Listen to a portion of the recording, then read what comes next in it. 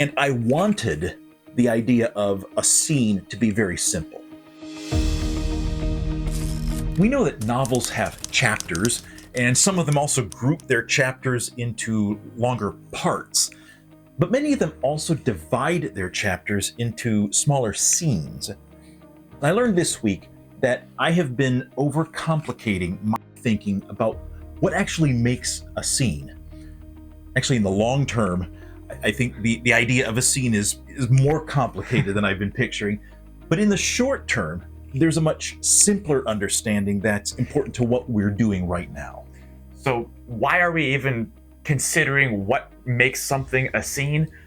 For one part, a scene is kind of our unit of commitment for right now. When we say we're going to write something, we say we're going to write this scene, and then once that scene is done, we know we have completed our commitment for that week or that time period.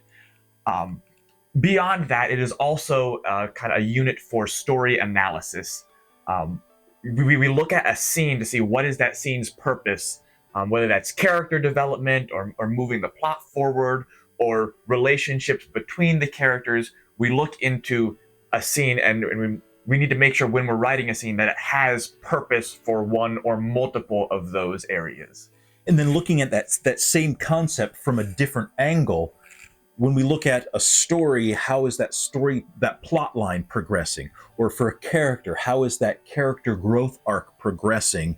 We want to make sure that we have, that we know where it's happening. So we look at the different stages of growth in a character arc, for example, and be able to reference that unit of story that he's talking about. Here's the scene where this part of that character growth happens. So it makes a really good bi-directional opportunity to analyze the quality of our writing. And then along that lines, for the reader, they look at the scenes to see progress. And as you're moving from one scene to another, seeing character growth, seeing plot development, or even just to be able to feel like you're moving from one place to another and you're not constantly stuck in the same area, even locationally within the story, just being able to move and feel like the story is progressing some. And that's the area where the overcomplication started to come in, because the units that the unit of writing, or the unit of progress within a character arc, it was hard for me to think about where to make those subdivisions, because it felt like it was happening too often than what would actually be a visible or tangible waypoint that the reader would want to see progress. And another aspect of scening that I've been thinking about also is in an audiobook. A scene change is also where the ambient sound would likely change, because it's that's an audio representation of the equivalent of that scene break visibly on the page. And one of the things that, like you said, that complicates it is where do you even switch from one scene to another? There are some times that you will have almost scenes within scenes, where maybe a character is doing something in one room, and then they go to another room or another building, and they're doing something else over there. Or maybe your character or main characters are having a conversation in this room, and that conversation can be seen as a scene. But then they walk out of that room, and then there's somebody else that they have a conversation with that isn't really related to the first conversation. So it's almost a separate scene, but no time passed between. So it doesn't really make sense to have a scene break there. And then with yours that you were kind of writing earlier, it was something even different than that.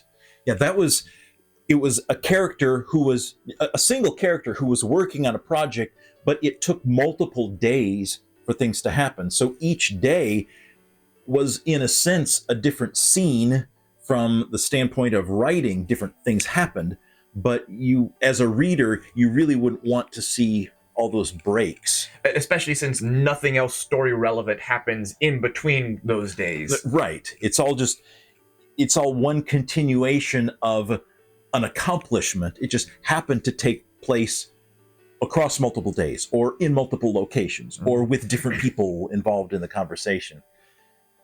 And I wanted the idea of a scene to be very simple. I wanted it to be one-to-one, that a scene in our collaboration tool in Confluence, and I'll have a link up there to the video where we talk about how we use Confluence.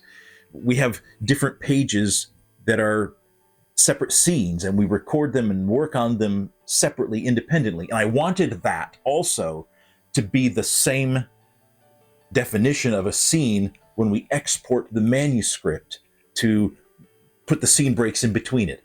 But I'm realizing it is not going to be that way. It is more complicated. The idea of what a scene means is more complicated than I was thinking it was. Because you'll look at some books and you'll have different styles of scene breaks even, and like, is this scene more different than that scene than the other one is? Why are there multiple different styles of scene breaks, and where do you put a scene break? There's a whole lot to think about, but that's in the long term. In the short term, it almost is more simple, because all we need to focus on right now is the definition of a scene that is most valuable to us, and that is our unit of a writing commitment. That's the only way that we need to worry about splitting up our scenes right now. And when it gets time to formatting the book, then we can think about how we want to format those and what scenes go together to make a bigger scene. But that's a tomorrow problem, further on than tomorrow problem, and we don't really need to worry about that right now. Right now, we have a much simpler definition of a scene that we can use. And so that's been helpful for us to rethink how we think about scenes and scene breaks. So our question to you is, how do you think about scenes and scene breaks when you are in the middle of writing? Let us know in the comments, and we will see you again next week.